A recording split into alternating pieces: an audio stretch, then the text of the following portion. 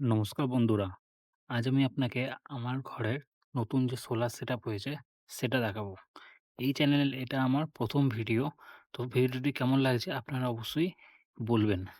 এই যে সোলার প্লেটটা দেখতে পাচ্ছেন বা সোলার প্যানেল, এটি লুম সোলারের 12 ভোল্টের 20 ওয়াটের একটি সোলার প্যানেল। এই প্যানেলটির সাথে আমি আরও একটি প্যানেল এখানে কানেক্ট করে রেখেছি। যে প্যানেলটা আপনারা এখানে দেখতে পাচ্ছেন। এই দুটো প্যানেলের মাধ্যমে আমার একটি সোলার সিস্টেম আছে, যার দ্বারা একটি না ২ টি ফ্যান চালিত হয়। যদি এখান থেকে যান আপনারা দেখতে পাবেন এখানে আরও ২ টি সোলার প্যানেল রয়েছে। যে প্যানেল দুটির মধ্যে এই ছোট প্যানেলটি ওই ২ টি বড় প্যানেলের সাথে কানেক্ট করা আছে। আর এখানে যে আরও একটি প্যানেল দেখতে পাচ্ছেন, এই প্যানেলটি আমার যে নিচে কিচেন রুম আছে রান্নাঘরে, সেখানে লাইট জ্বালাতে প্রয়োজন হয়। কখনো ইলেকট্রিক চলে গেলে ওটা দিয়ে খুব সুন্দরভাবে লাইট জ্বলে। এই সোলার প্যানেলগুলো যে দেখলেন, এই সোলার প্যানেল দিয়ে সমস্ত রকম তার এসছে। তারগুলি দিয়ে কানেক্ট হয়েছে।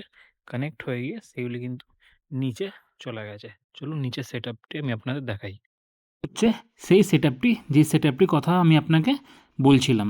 যে ৩ টে প্যানেল আমি আপনাকে দেখালাম, ২ টো বড়, ১টি ছোট। সেটি এসে এই যে ব্লু কালারের মেশিনটি দেখছেন, এটি হচ্ছে সোলার চার্জ কন্ট্রোলার। এই কন্ট্রোলারে কানেক্ট হচ্ছে এবং এই কন্ট্রোলারের সাথে একটি ব্যাটারি কানেক্ট আছে।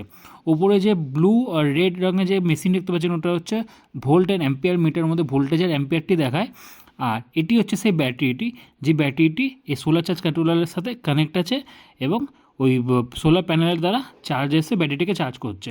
আর ইউএসবি দিয়ে এই কন্ট্রোলার থেকে মোবাইল চার্জ করা যায়, যেমনটি দেখতে পাচ্ছি মোবাইল কানেক্ট রয়েছে।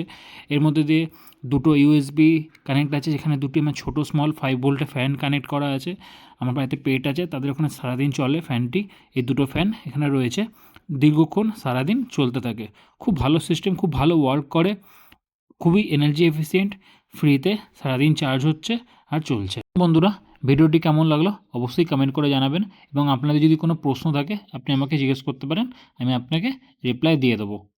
আবার দেখা হবে অন্য কোনো নতুন ভিডিওতে। ততদিন ভালো থাকবেন, সুস্থ থাকবেন।